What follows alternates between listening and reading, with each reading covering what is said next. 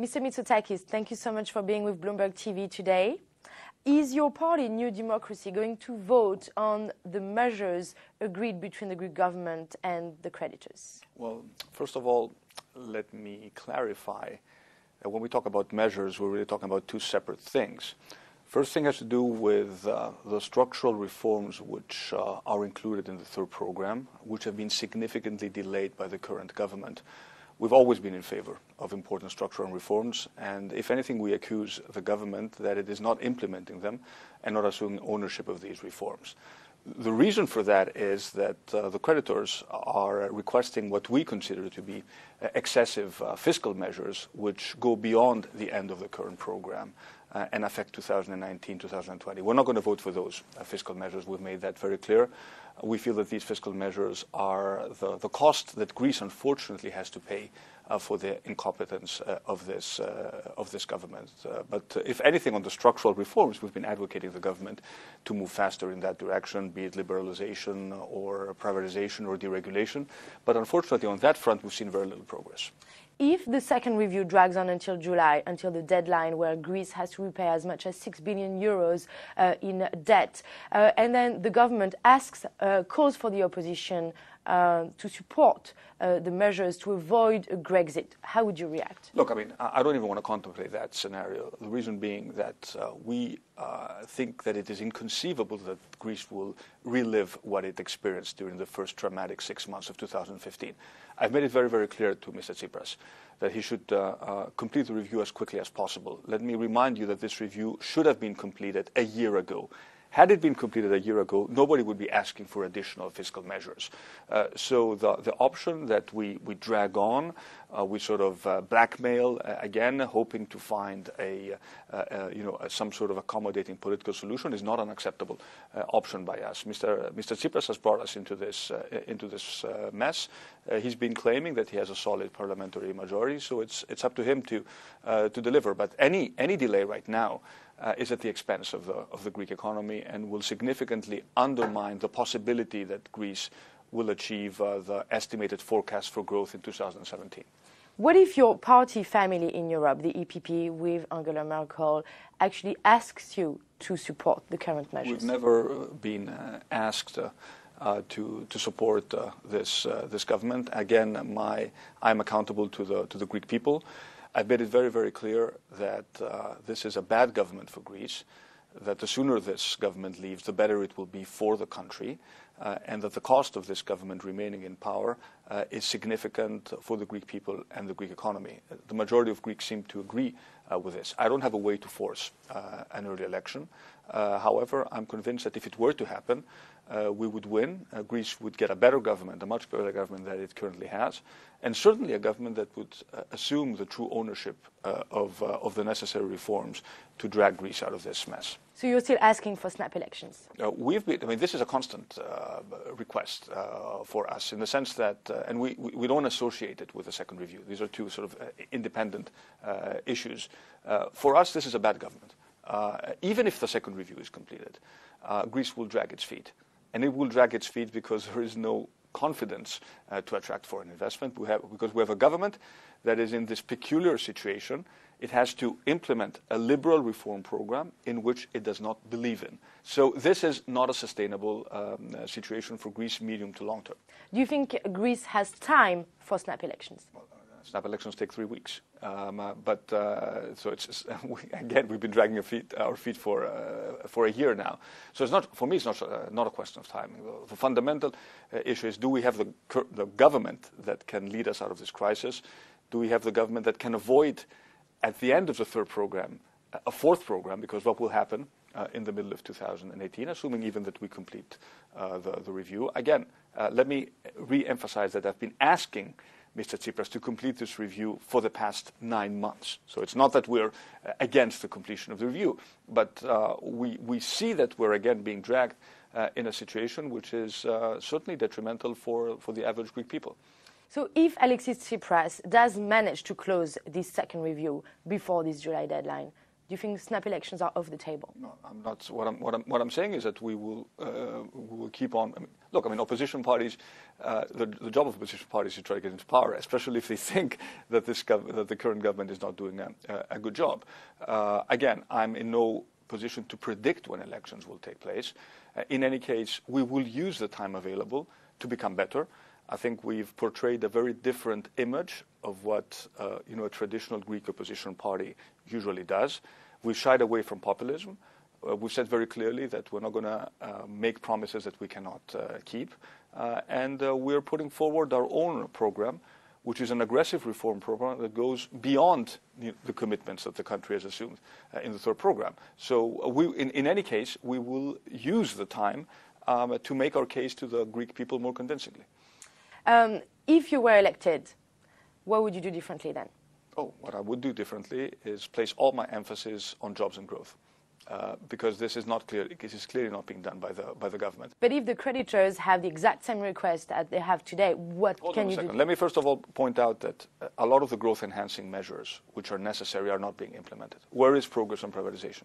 Privatizations are important because they send a signal to the international investor community that Greece is open for business.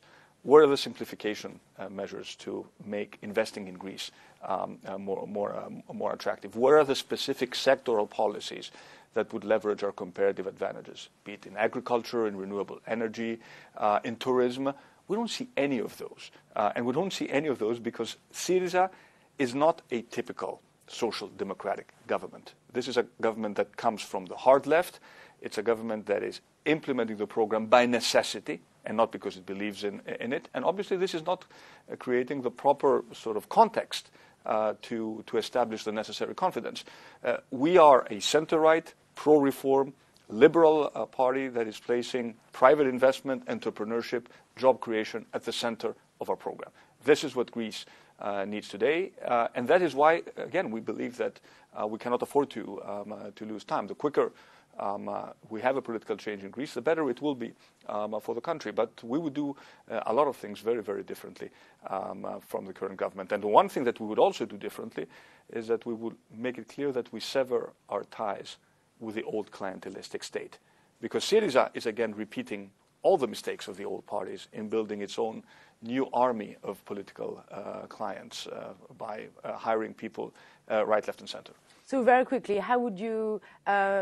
what would be your ideal policy mix? Would it be less taxes or less spending? Look, we've said very clearly that there's still room to cut fat when it comes to public spending, but we need lower taxes.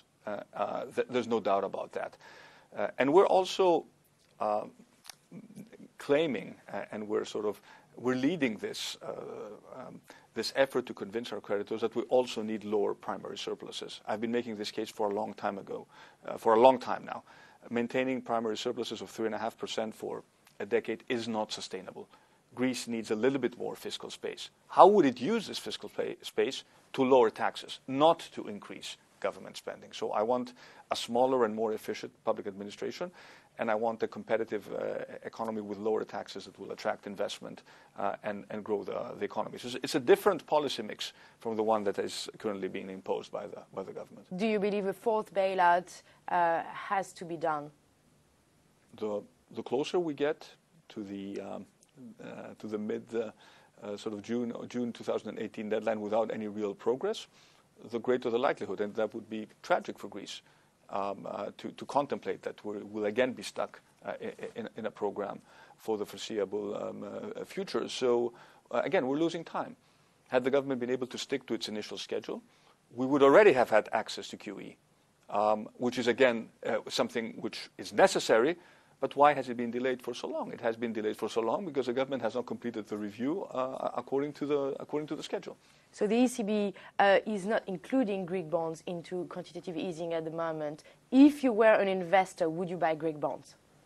Well, if I were to look at the medium to long term prospect of Greece, I think I would be quite optimistic about Greece, in spite of the shortfallings of this government.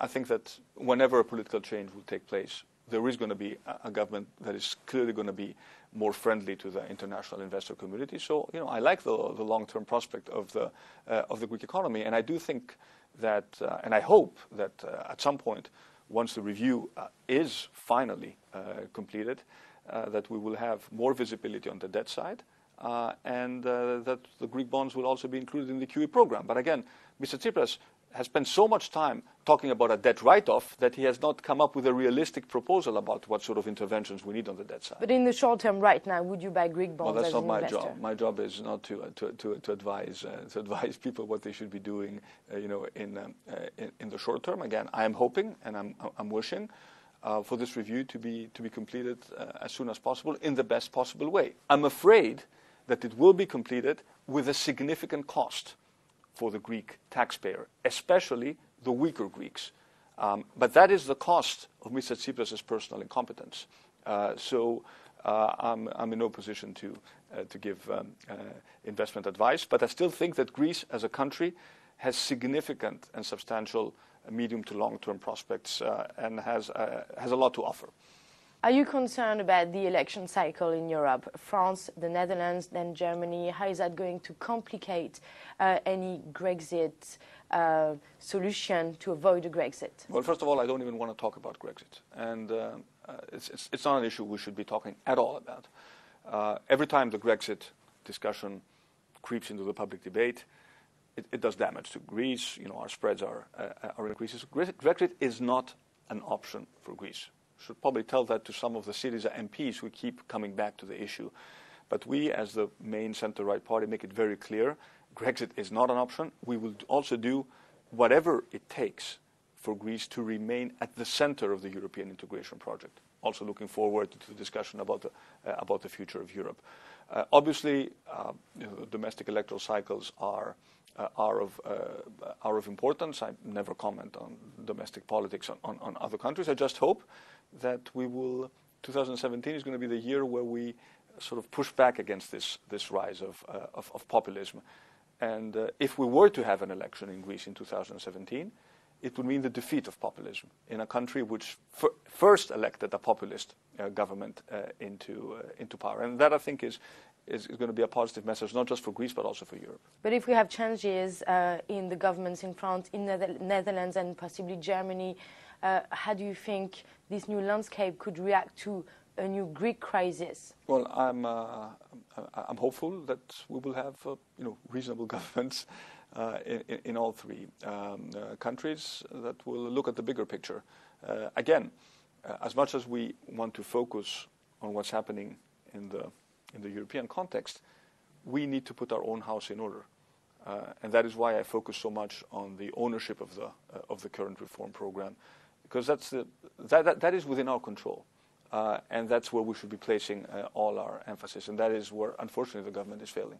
Will Donald Trump have any impact on the IMF position?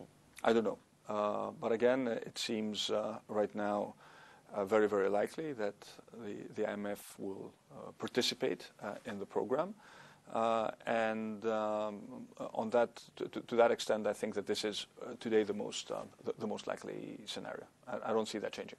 So you don't have any concerns about Donald Trump in power at the moment and how this could impact the solution? Well, obviously, we hear a lot of interesting things coming out of Washington. I still think that it is in the interest of the United States not to deviate from the sort of the consensus that has been established for many decades regarding its role, its position in international organizations, its position within NATO, and the value it places on the sort of transatlantic alliance. I think that eventually there's not going to be a significant shift in U.S. policy on those issues. Finally, how are you planning to deal with the internal divisions of your party? Well, thank God we don't have many. In the sense, look, we're a big party. I was elected a year ago with a clear mandate to reform the party. I was the outsider when I was elected, but I think I've demonstrated a true commitment to change our party, to bring in new people, to renew our ideas. We're doing very, very well in the polls, so I think that people accept that we've been doing a good job. But there are no internal issues when it comes to the strategy of the party. But again, even on the voting of the future measures. We had our internal debates. There was no different view on that. But again, we're a democratic party, and we need to learn to discuss. And then, the minority needs to go along with the wishes of the majority. But it is very, very clear what the strategy of the party is, and it has not been challenged. If you could force snap elections, when would you like to see them happen? Well, I have been calling for a snap election for quite some time now, so I would probably turn the clock back. Again, I've made it very, very clear that I decouple, the request for a snap election, which is a constant request, from the completion of the second review. These are two separate issues. I look at the long-term prospect of the country. And my concern is that this government, even if it succeeds in completing the review, and we all hope that this will happen sooner rather than later, will not be able to deliver the growth that the country needs. Mr. Mitsoutakis, thank you so much. Thank you.